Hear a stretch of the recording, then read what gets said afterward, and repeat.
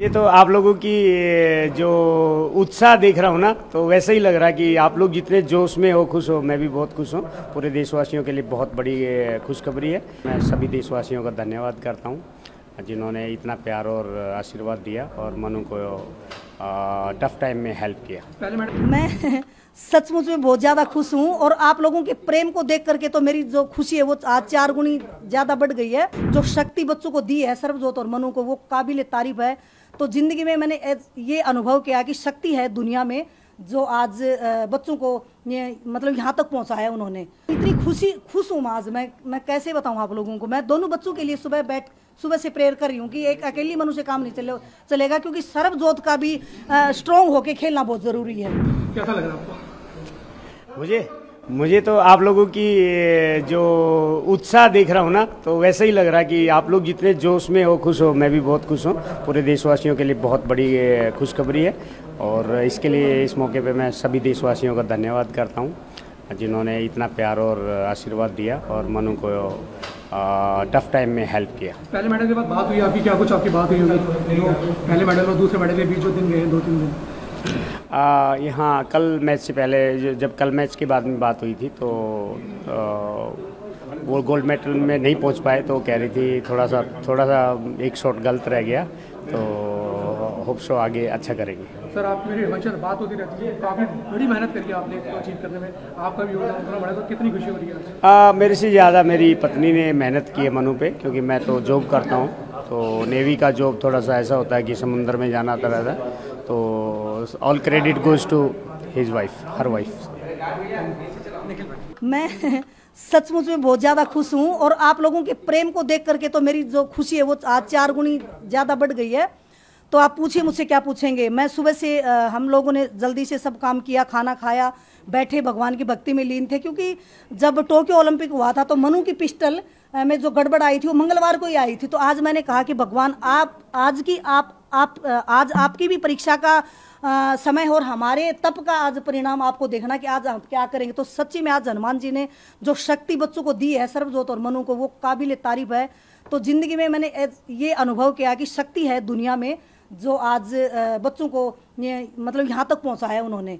तो हमारी जो श्रद्धा, हम चारों हमारी फैमिली में, जैसे मेरे पति, मैं, मेरा बेटा और मनु, हम हनुमान जी के बड़े भक्त हैं। हम अपनी पूजा करते रहते हैं। मैं हर रोज़ बच्चों को बोल के, अभी तो जैसे उनकी हैबिट होगी, हर रोज़ हम जय हनुमान ज्ञान गुण सागर श्री हनुमान चालीसा का पाठ करते हैं। और मैं सुबह 4:30 बजे उठ के, जब से मनु ने ट्रायल करी है, मैं पूरे साल से, मैं पूरा जनवरी से लगी हुई है तब करने की, भगवान मुझे वो फल अब की बार निष्फल मत करना, फल जरूर दे देना मेरी बेटी को। चाहे मुझे अंगारों पे चलना पड़े मैं चलूंगी, चाहे मुझे कांटों पे चलना पड़े मैं चलूंगी, बट मेरी बेटी को निराश करके मत भेजना। तो आज वो नहीं, मैच नहीं देखा, हम लोग वही तब कर रहे थे जब मेरे नेबर ने आके मुझे बताया कि मनु जीत गई है, तब मैं उठ के आई हूँ। दोनों हस्बैंड वाइफ ने अच्छे से उसके बाद टीवी हमने चलाया है, उसके बाद मैंने मनु को देखा टीवी पे। तो मेरी खुशी इतनी थी कि मैंने कहा मेरे पति को कि पानी दे दो, नहीं तो शायद आज मेरे अंदर हार्ट फेल होगा मेरा, ऐसा कुछ मुझे फील हो रहा था।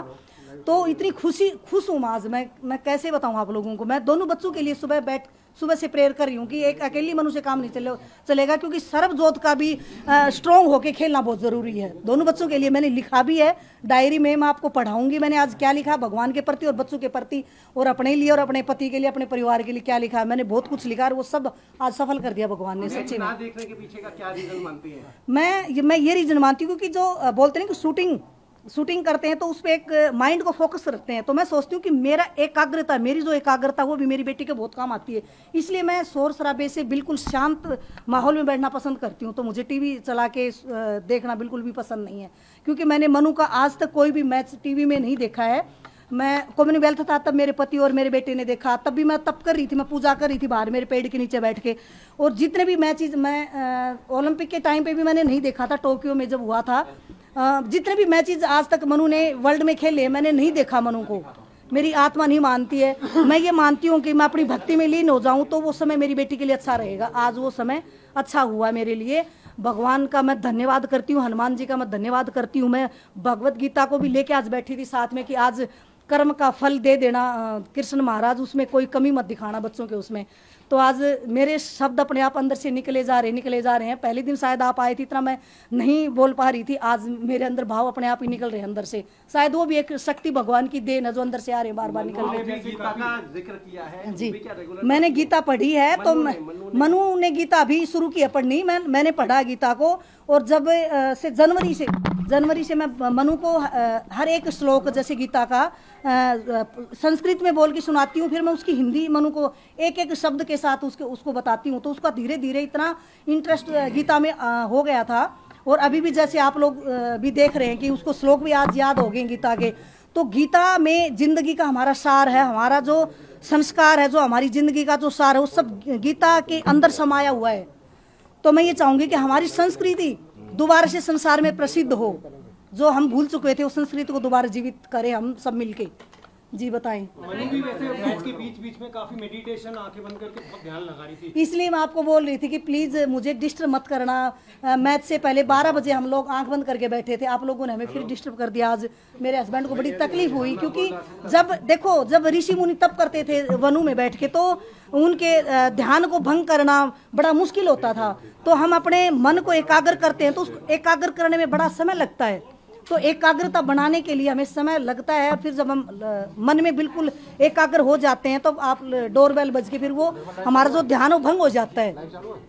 तो मैं यही चाहूंगी कि जितना रहे ना, जितने भी हमारे बच्चे हैं, उनके पेरेंट्स हैं, जब उनका बच्चा बाहर खेलने जाता है तो अपने आप पे फोकस रखो, दुनियादारी से एक बार अपने आप से दूर होके अपने आप को अंदर कैद करो और भक्ति में लीन हो जाओ। बस मैंने यही सीखा इन दोनों मैच चीज में मनु के लिए।